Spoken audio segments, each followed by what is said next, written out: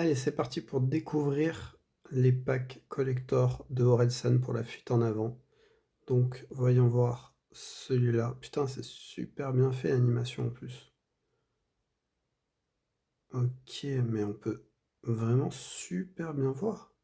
Donc, c'est 69,99 €. Il y a l'album La fuite en avant, une figurine Tsume de 20 centimètres et un diorama. Et ah ouais, on peut carrément faire le tour. On peut zoomer. C'est super. Putain, on peut voir même le dessous. Et Orelsan, Roy. Tu sens que c'est un projet vraiment mêlé, l'album, tout ça. On peut pas plus zoomer, mais ça va, on voit. Putain, mais tout est vraiment modélisé en 3D. Et d'ailleurs, ah oui, après, t'as les images genre photo. Ok. Donc là, on a la deuxième figurine. Alors, ah, par contre, en haut, il y a écrit 10 000 exemplaires. Ouais, donc il y a quand même un maximum.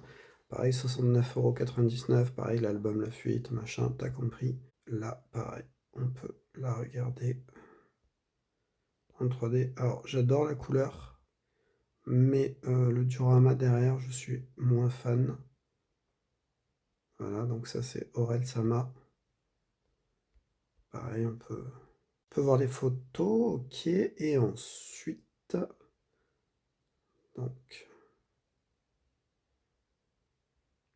on a les deux petites figurines à 39,99 €. Pareil, l'album, et les deux figurines et un diorama. Donc elles font un peu plus Funko Pop, un peu plus cartoon. Ok, c'est pas mal. C'est pas mal. D'accord. Et pour finir, après, on a que l'album tout seul qui, lui, d'ailleurs, n'a pas de quantité, hein.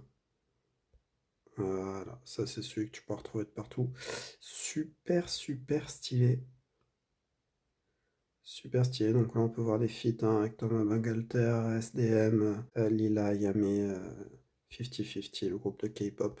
Ok, c'est à 15,99 € d'ailleurs, j'ai pas dit. Super stylé. Moi, celui qui me chauffe, c'est lui. Je vais pas vous cacher que c'est celui-là. Je l'avais dit dans la vidéo où je vous annonçais. Et franchement, celui-là me chauffe. Le diorama est juste ouf. On voit la montagne et tout derrière. Me chauffe vraiment. Pareil, 10 000 exemplaires. Voilà, bah écoute, dis-moi ce que tu en penses dans les commentaires, surtout si tu veux en choper un, dis-moi lequel. Moi vraiment, celui-ci me chauffe de ouf. Et ce qui est étonnant, c'est que on n'a pas vu de vinyle, hein. Alors que d'habitude, il y a toujours des vinyles en plus du CD, ce qu'il va y en avoir, sans doute, hein, mais là, il n'y a pas en tout cas. Affaire à suivre.